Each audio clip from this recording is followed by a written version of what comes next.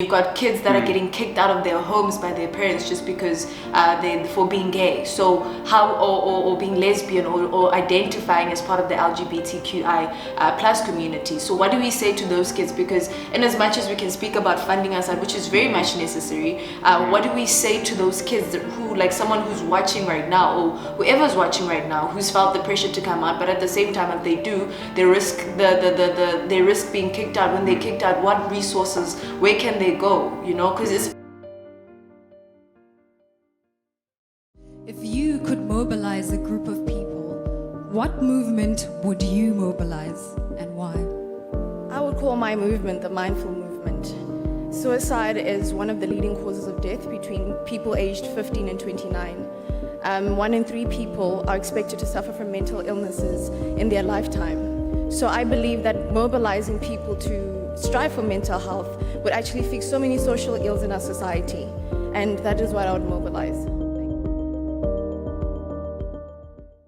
Here we go. Hello. I heard hi everyone, then the next thing it was silent. I was like, No, we were just trying to connect you just to make sure that we all here before we start. hey Milan, Hi, how are you doing? good and yourself. Lovely, thank you. Lovely seeing you again. I see everyone is having water. I'm having coffee.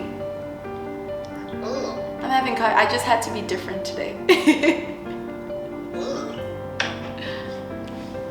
How's everyone doing? We're good, and how are you? How are you? I'm good, yeah.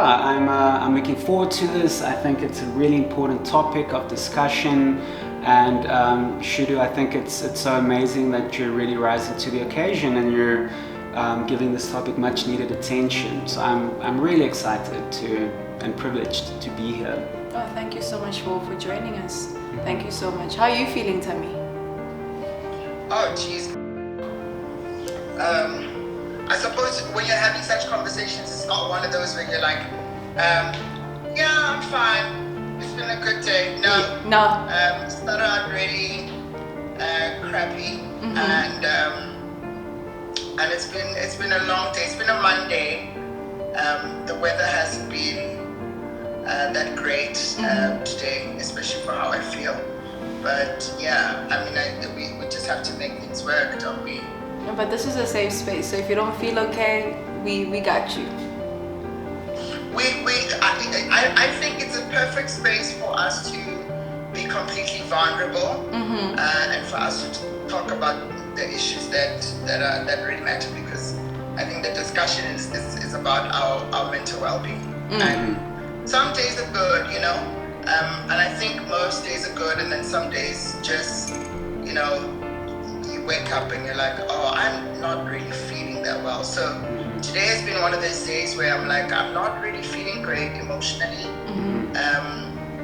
It's not an exciting day or experience of my day. So, you know, I suppose it's an honest answer of, yeah, I'm like this, I'm here now, and I'm hoping after this conversation I'll feel better. I think it's that thing where I tell people every single day that it's okay to not be okay. So today I'm telling you that it's okay to not be okay. It's okay to feel the way that you feel.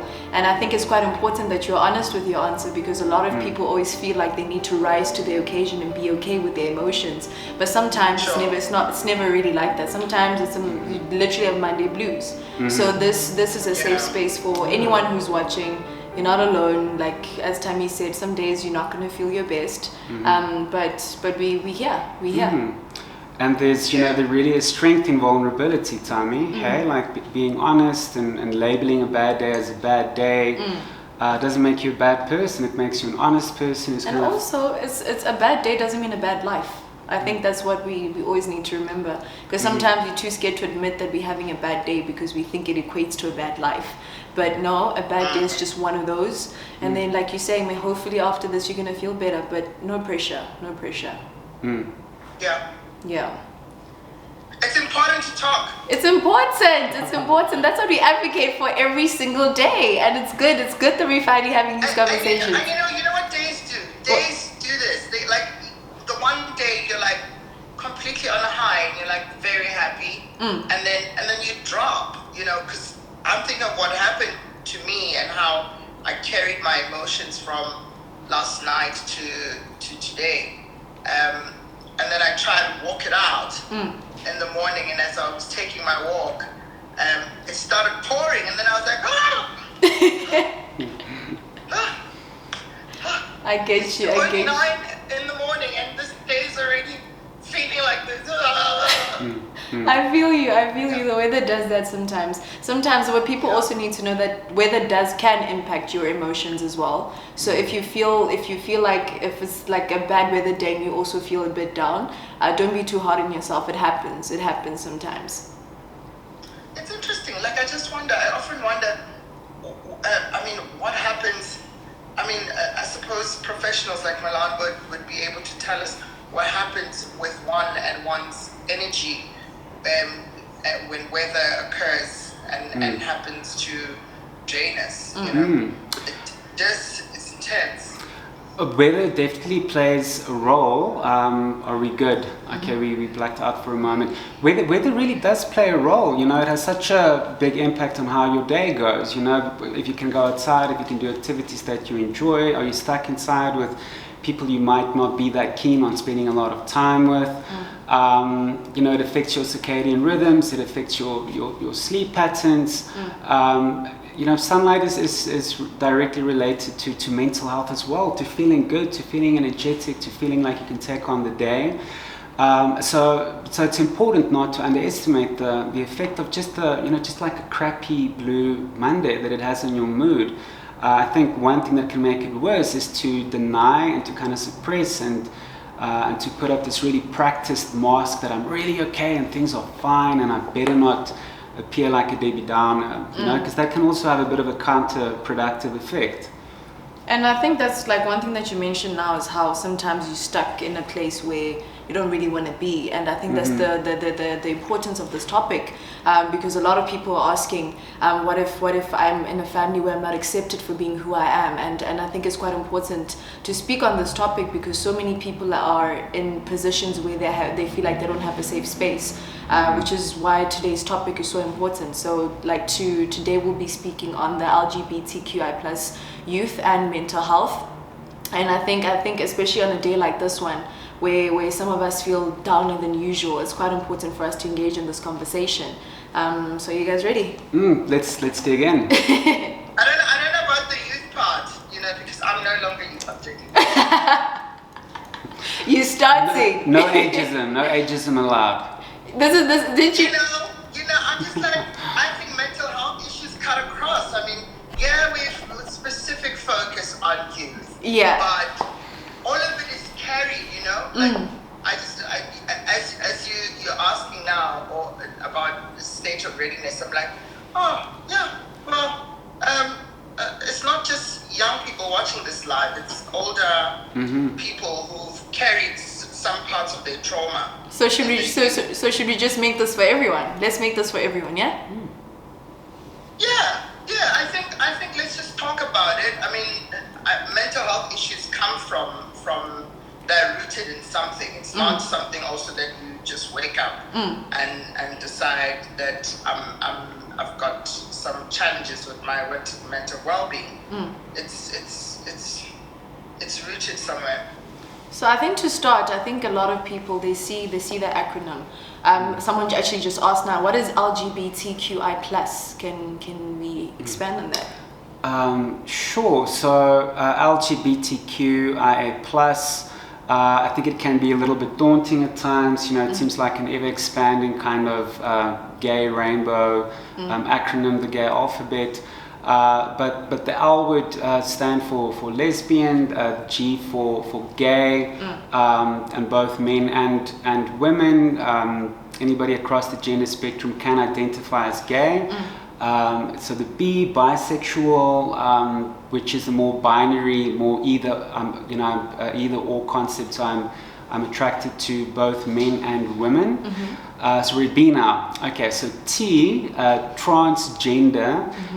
So people whose bodies might appear to be of a certain gender, but maybe, you know, in their hearts of hearts and in their minds, they really do identify as a different gender. So then we've got I as well, intersex, and that is where the infant, the baby at birth, might have ambiguous genitalia. It might be difficult to tell from, you know, with the naked eye looking at the infant's body, what the gender of the child is, what the biological sex of the child is. We've got a Q in there as well. Q for queer, meaning, you know, not identifying as either heterosexual or not identifying as cisgender. And how am I doing? There's one more Q actually for questioning. So I'm not really settled in my gender or sexual identity. I'm still kind of, you know, I'm exploring, I'm coming to terms, I'm investigating, so to speak. And the A would prefer to people who identify as asexual, so they don't really have a sexual attraction to people at that point in time. And I think the plus. I might have been that at some point. But I think one thing that was interesting that was mentioned to me is that the plus, it just includes everybody, because I think when it comes to the LGBTQ QI plus, there's a lot of exclusion that comes in. It's almost like there's normal people and then there's that community or that communities, but then the plus includes everyone else. Yes. The way that I understand the plus is that I think it's really difficult to really include and represent all the many different gender and sexual identities kind of like in one acronym. So maybe we have people who might view themselves as pansexual, so they don't really discriminate and say I'm only attracted to men and women. I might be attracted to people of different genders as well. So it's, you know, the A can also refer to allies. So while I think it's important that we kind of recognize, you know, we're all human beings and we all have much more in common than what it is that separates us, we also have to acknowledge that people from LGBT or queer communities, they have different health outcomes, they have different obstacles that they face across the lifespan. And I think also just to add into that, because, you know, I think a lot of people often think that, you know, when we're LGBTQIA plus community, it's just like one big community, and multiple groups of people within that acronym that identify differently, that feel differently about stuff. So we often tend to make the mistake of grouping people under one and treating them under one, and so those plus help for us to be able to unpack and to have an even like a better idea of who those groups are. So in it's a spectrum, you know. It's like your sexuality and your gender and all of that is like literally a spectrum. So to try and do the thing of I mean, we do it internally. We do the alphabet, but it's even within the alphabet that those politics of understanding who those humans are and how life affects them and how they are affirmed every single day of their lives. So it's got the plus works for you, it works for everyone else, but it also works in conversation so that we understand what it is and the uniqueness of the people we're talking about, and what the issues are around those individuals. And I think you touched earlier, you said, you know, maybe at some point I'm going to be asexual, maybe I am asexual right now. I think you meant that a little bit more in a joking manner, but I think we should also think... Oh, well, there we go. There we go. You have your own moment. Yeah. I meant it. So... I mean, I've gone through, so seeing we're talking about it, like, and the acronym, so I feel like a lot of us also go through certain stages of understanding our sexuality and our gender and our orientation around people, and so I always make the example of, you know, some of my trans friends who have gone from being, gay men to trans women, and how that journey of just constantly coming out to themselves and interacting with who they are and how they feel at that point has often created a bit of a turmoil sometimes, and I really didn't. I say a lot of things like I'm joking, but I really mean them. I probably might have gone through an experience of saying, I'm asexual. Yeah, and I think what you're also maybe talking about, Tammy, is just that idea of fluidity. We, as human beings, we have this need to really box and categorize, and identities are fixed and they can't be changeable.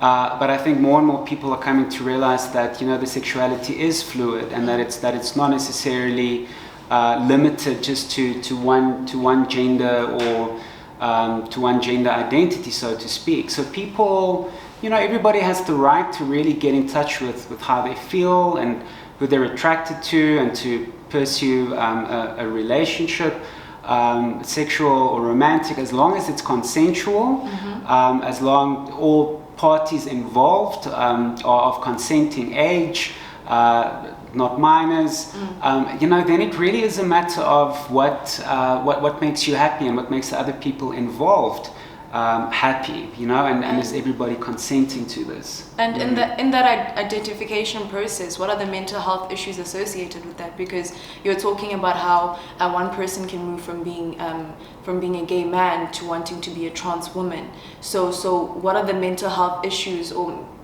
struggles that are associated with that? Are the mental health struggles associated with coming out? Or identifying, like finding who you are. Well, I feel like I feel like affirmation is a big thing in society in J. Like I was having a conversation with a friend earlier on, and I'm like, imagine, because when people know their gender, they kind of figure it out very early in their lives, and you have to grow up and be raised and be told every single day who you are not, right?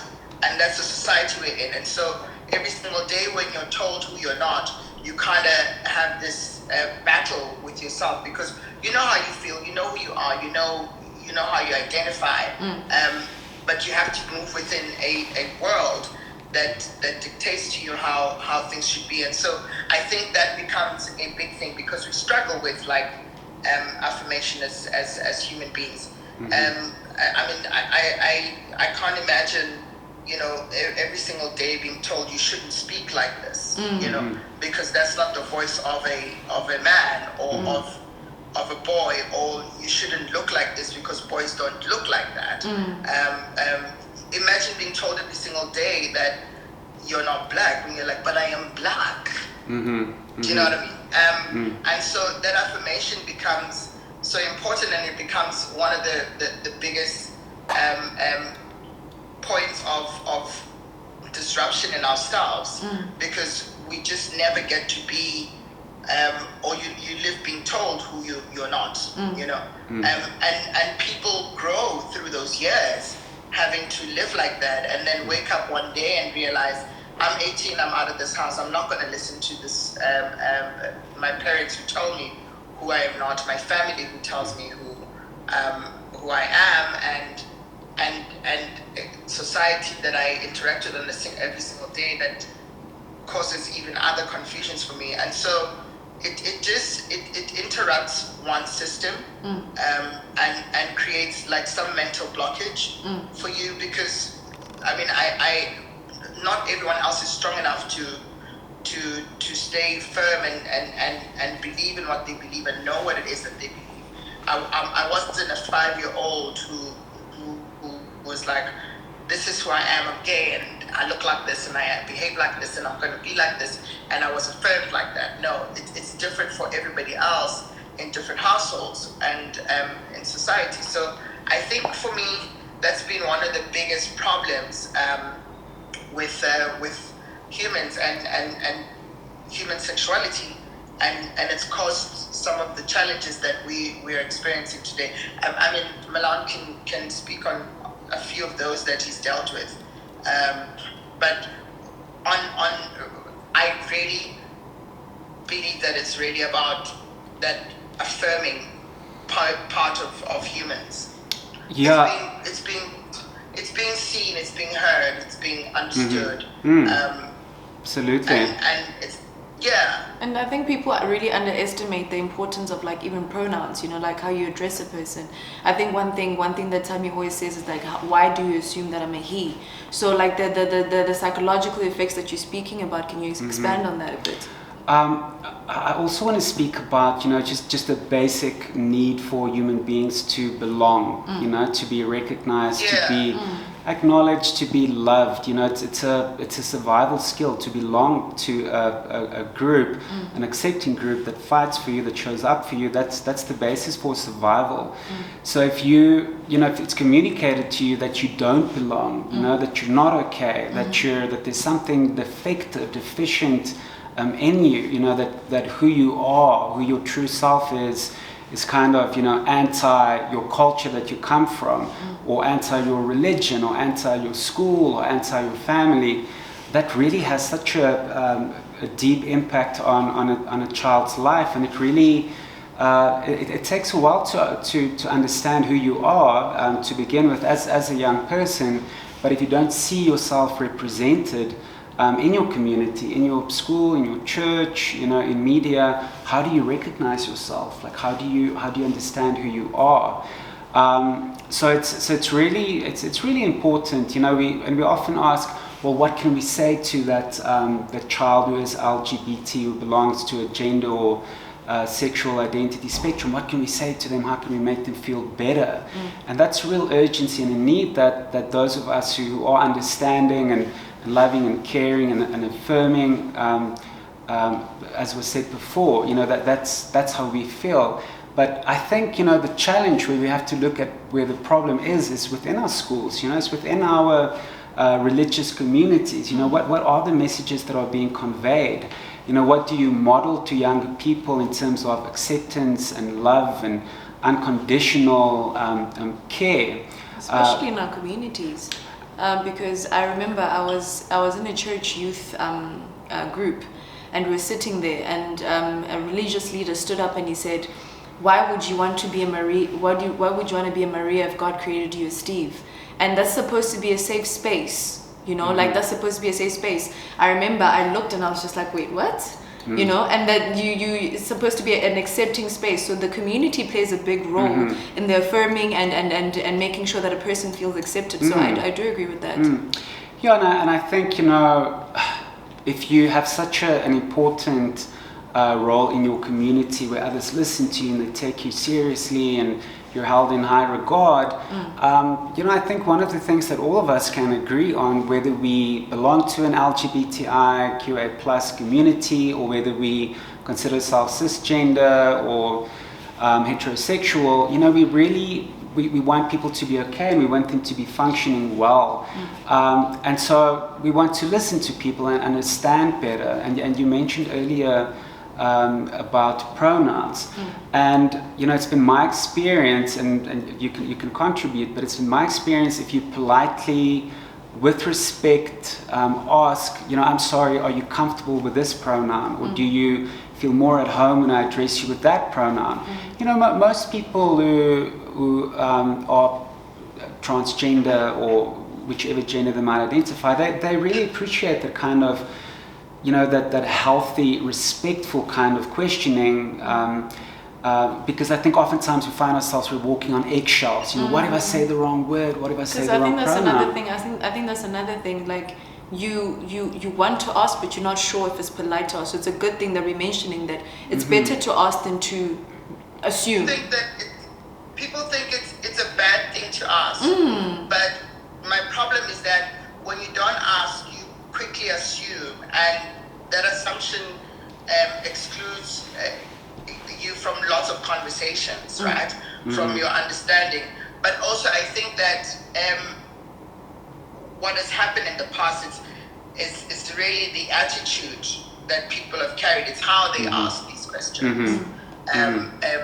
For a long time, people used to look at you with these weird eyes and be like, you're wearing a dress. Okay, so, you know, it's that facial expression, it's the energy when people say to you, so what are you? Or that assumption, because people think when you're gay, you want, and in black communities a lot, like, so you're gay, what do you want to be, a woman? It's like, no, I don't want to be a woman.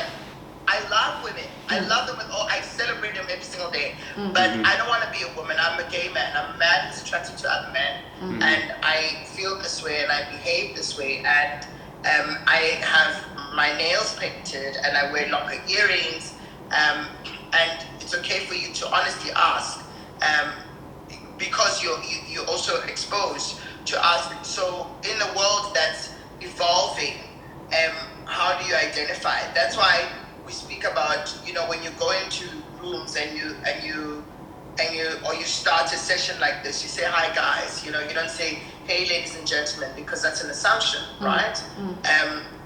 You say hi everyone, and I think it's safer for people to say that. But I mean, it really shouldn't be a thing. It's the world is already adjusting itself in such a way that we never really have to go through having to you know, put forward our identity and our genders and all those things when we walk into rooms and have various conversations. But you were talking earlier on, Milan, about and you as well, Shudi, about, like, you know, social constructs and how we're raised and how those people in very powerful positions or in positions of influence have also been at the helm of the trauma and have created this confusion, because with the ignorance they carried, they kind of incited some kind of violence. Because I don't know, I mean I have a different view with church, so I don't go to church anymore, and I haven't been for a long time.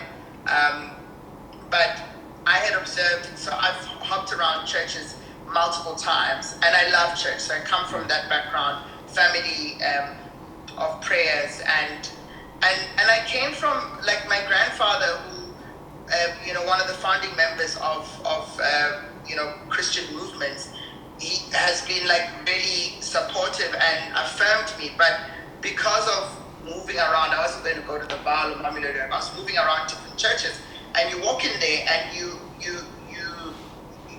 almost, like, you know, when they say offense is not something given, you take offense, because people say those things, and you're like, I'm slightly offended by this thing, and it doesn't feel right, because you're standing there and you're in a position of influence, and you're not promoting love, you're not promoting tolerance, you're not educating people, you're just creating problems within society.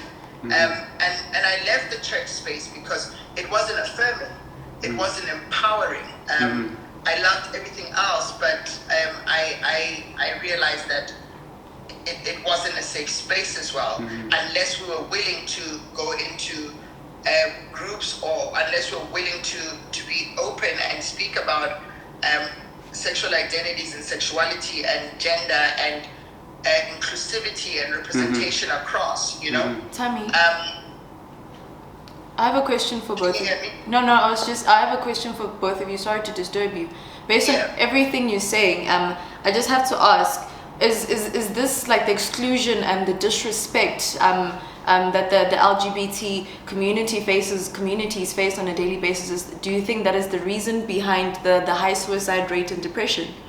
I think that's an extremely important question, you know, because when people say, I think we often read headlines, you know, mental health challenges faced by queer people, by LGBTQI people, and that can kind of give the impression that to be gay, to be queer, to be trans is similar to having a mental health disorder or some type of mental ill health, when really what causes that anxiety, that depression, that feeling of hopelessness is it's a direct response to the way that you're treated by society. It is that rejection, it is that exclusion, it is those types of sexual prejudice, homophobia. So that causes anxiety and depression. So being gay is not, or being queer or trans, however you identify sexually in terms of your gender, that is not where the mental health challenge lies. it's the attitude and the reception of those around you. And the treatment available, is it a safe space, like for people in the LGBT treatment and help for these kinds of things, like the anxiety, the depression? Because I've read a lot of things where there's a high suicide rate. So I don't know if you've encountered because you work with a lot of people in the communities, but like, is there treatment available, like safe spaces for them to get and receive help? Tami, you can also definitely share some of your resources. I know that when it comes to Gauteng, there's the ART organization that's based in Pretoria. I know that in Cape Town we've got the Triangle Project. There are various others. I know also, Shudi, that you work closely with South African Depression and Anxiety Group. So if you just, if you need a safe space, if you need like a zero cost, no rands, no cents, a space to vent, to speak, to release, what's really on your mind, you can phone those toll-free numbers. There are trained counselors who are queer affirming, who are gay affirming. It's part of their ethical code of conduct. You're accepting and affirming, and that's kind of one of your core skills as a counselor. So I'm sure we can definitely maybe post some other links as well that might be of help.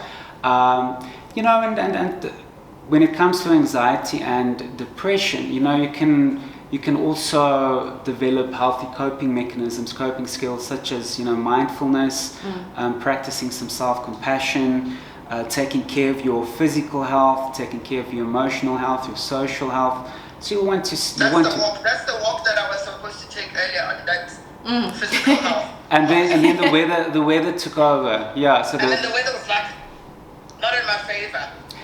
So physical health, emotional health, having somebody that you can trust, that you can speak to, and being selective, who deserves to know the real me, who do I feel safe with, and social health, getting out and being around people and forming connections. Those are things that all of us need to do. It might just be more challenging for people who do feel more isolated.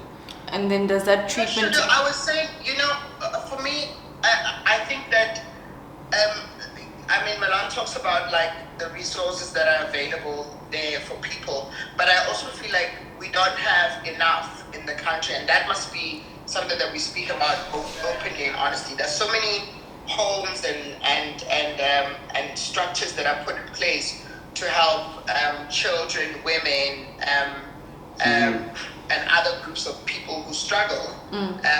But there isn't enough effort, or there isn't enough work done or put into, the kind of care that we can give, or the skills or support we can give to our LGBT QIA plus humans. If you look at what's happening in schools, I don't think that schools are,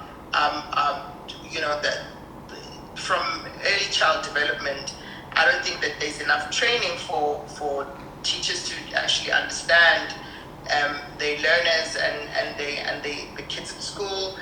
You walk into different buildings or places where you take up certain services and there isn't enough information, or there isn't enough sensitivity around and knowledge of the issues that we're dealing with. So those who have, Milan talks about engagement, mental health, and the other groups that are there in Cape Town. There's small pockets of NGOs that do enormous amount of work that is amazing. But it's also, the issue here in this country of, are people skilled enough? Do we have enough training? And also, like we were talking the other day, about the research that, in the country, we only ever speak about, we kind of group it, we know that in the country there's 10% of humans here who identify as different or who are of the LGBT. Proper data that would tell you that this is what you have and this is what you're dealing with in this area, and here are people who are actually trained and supported, and there's enough funding to make sure that any child who, for instance, what happened during COVID, we were discussing, we had to have like Sunday sessions with Milan and on mental health, because we're dealing with a lot of other learners who, as you said earlier on, like safe spaces have been like places outside because they weren't affirmed perhaps at home by their families, or they weren't at school being affirmed. Because that affirmation often happens a lot outside before it happens inside, and that's a common case. And so, you know, with that, during lockdown, we kind of saw how intense and how urgent it is for us to actually do more, and to try and do more to help with the mental well-being of our community, because they're struggling. They're sitting in spaces where, you know, you couldn't pick up that call. So now we speak to SADC, and we talk to SADC about, you know, the number of you know, cases that they receive on a daily basis with learners and youth who have suicidal ideations, and also when they do call into the toll-free line of SADC and say, hi, I'm feeling suicidal and whatnot, you're kind of hoping that you'll speak to somebody who will have a better understanding of why you're feeling like this. So I think Tami, you're really touching on something that's really important, and it's just this kind of chronic lack of funding, you know, lack of training, lack of people who can really respond to the mental health care needs of LGBTQI youth. And so I would really like to challenge everybody who's listening, you know, park your own sexual prejudices, you know, your gender-based prejudices. Like really learn about active listening, and really try to understand, you know, seek to understand before being understood. Kind of like, you know, leave your own reservations behind, and really try to understand where this person that's in your life, where they're coming from, how they identify, show acceptance, show love. Because you don't need a degree, a master's degree, a PhD to show acceptance and care and concern, and concern for another human being. You know, it's if it's a young person, they're probably struggling on some level. So by communicating acceptance and being present, you're making a big difference. So that really shouldn't be underestimated. I think my but on a practical, sorry, just to cut you there, on a practical side, so Milan talks, when we have these conversations, I'm always like, also got to be practical, because the same way we have, you know, a deliberate approach and efforts and resources put towards all GBV programs, there needs to be something that is put towards, you know, campaigns and work that's done around tolerance and teaching people, whether in schools, in public facilities, in government spaces, in private sector. That kind of thing needs to go there, because it's not just the mental well-being of, you know, just learners. It's people in companies, in corporate space, in work environment that experience that kind of prejudice on a daily basis. I feel like, how do we? No, I was saying, I feel like in as much as we're looking outside, right?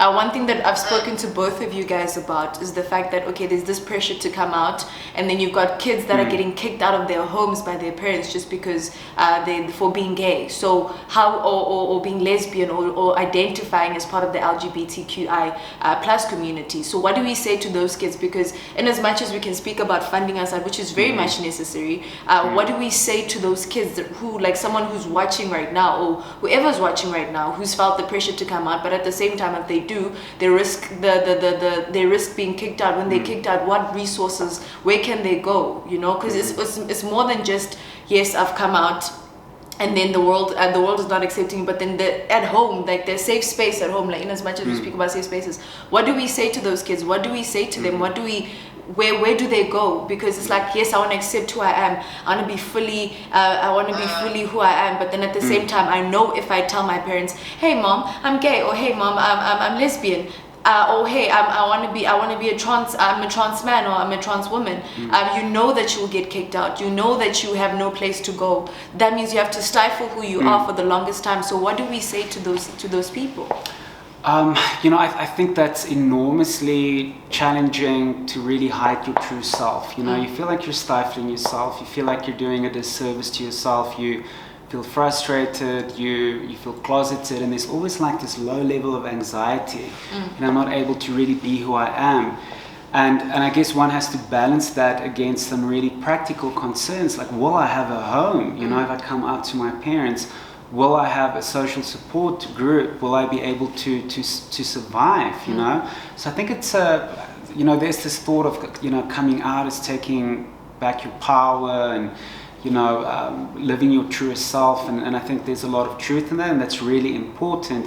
But it's also, I think it's very important not to judge those younger people or people of any age who do stay in the closet. It's a really personal, individual journey, and you don't owe anybody coming out. It's really, we spoke earlier, Shudu, about letting people in. Who deserves to know the true me?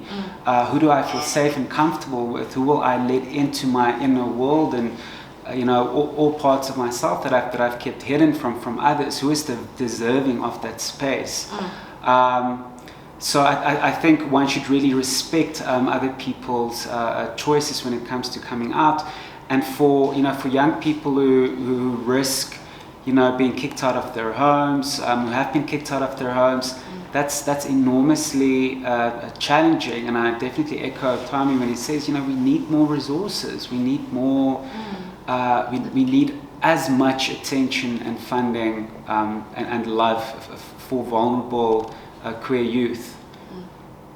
We need more shelters for queer youth and for those who feel like they're in distress kind of spaces in their lives. But also I think that coming out is a personal thing, as you said, because for me, coming out is really about me.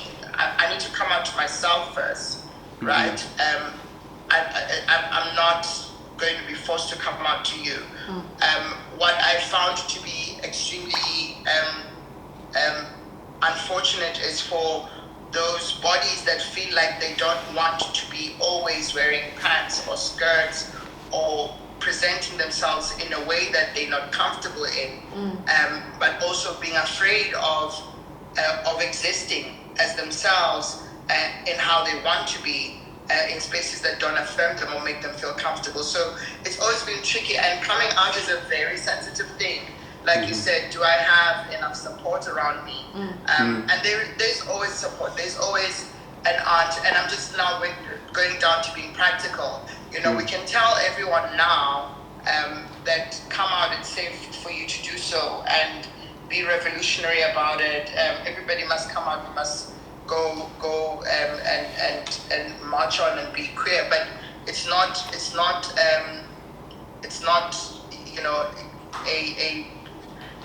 an ideal experience for a lot of people, because there's all that trauma that they have to go through and all that bullying that happens. The mental health effects of it. Yeah, there's always, but there are always people. If you think about it, there are always aunts who know, there are always uncles who you find as your safe space. So you have to create room, as you say, lean in into the lives of those people and say, this is who I'm going to create my safe space with, and tell my truth to, and share my experience, and hope that these people will protect you, and the support structure around you will enable you to be empowered every single day. So what happens a lot with our queer community is that because they, from such an early age, feel like it's already not a safe space for them to exist, they work from a disempowered point of being. So victim consciousness then becomes a way in which they operate. They're always going to be like, if I ever did this, the world wouldn't accept me. If I went to work today with blonde hair, the world wouldn't accept me. I wouldn't get the promotion. I wouldn't be seen for or acknowledged for what I do and contribute to the organization. If I went to school and I decided I wanted to play netball.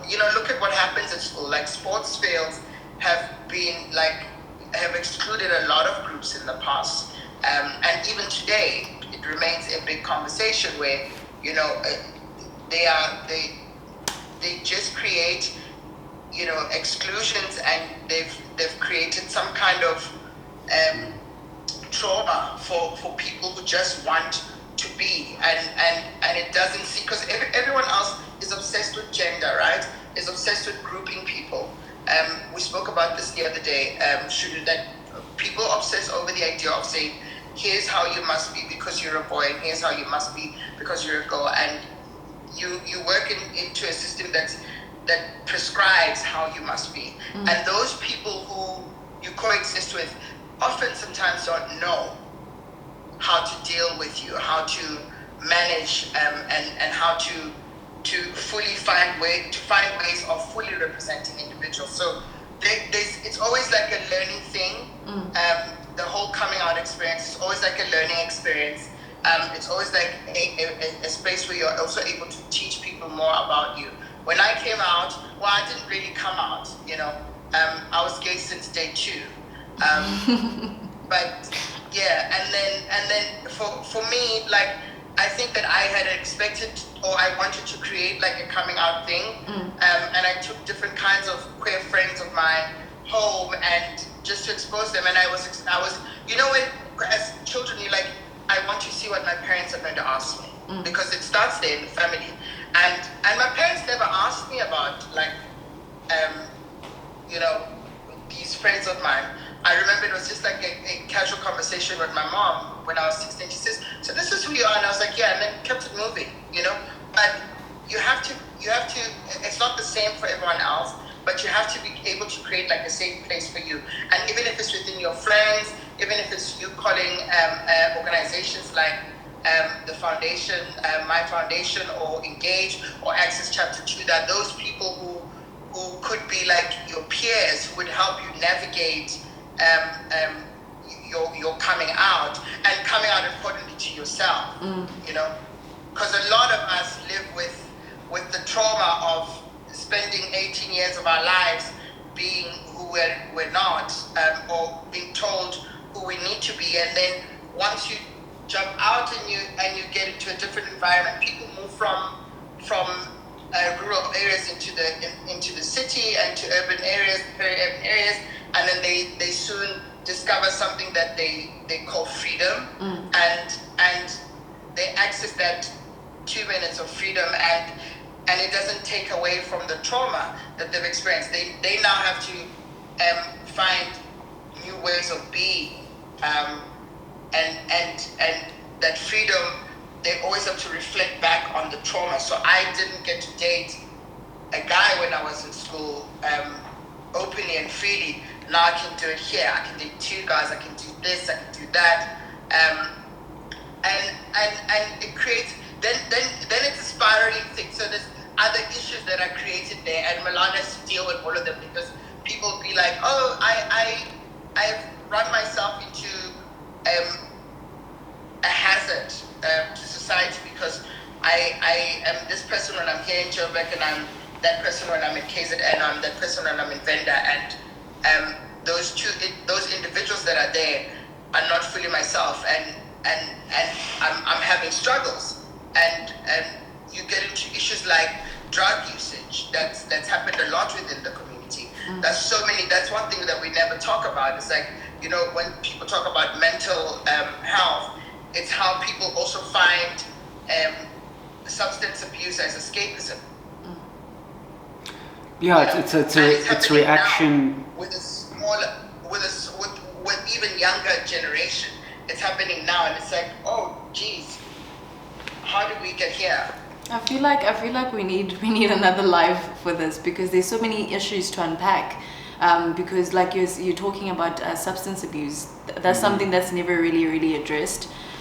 So I think I'm gonna need both of you back on a live to discuss these things, because I can see a lot of comments here where people are just saying this topic is very important, because people just want to feel seen, people want to be heard, and when we did this, that was the whole point of it, especially this topic today. But I think we just need a live where we just unpack the LGBTQI plus and the struggles that they face, other than the mental health struggles that they face. So yeah, thank you so much, guys, for today. I was telling Milan earlier that we need some sort of webinar where we discuss all of this from not just a youth perspective, like you're saying, because this is something that you carry on with, but from like a broader perspective as well. So guys, we're definitely going to organize that where we actually speak about this further, because I feel like people, from the comments that I'm seeing as well, I feel like people need to be educated. There's a lot of education that needs to take place, because the more we learn, the more we become accepting of one another, and the more we're accepting of one another, the more we can just live in a very healthy community that's accepting of everyone, not excluding one person or the other person just because of who they are. It's not a choice, it's who they are.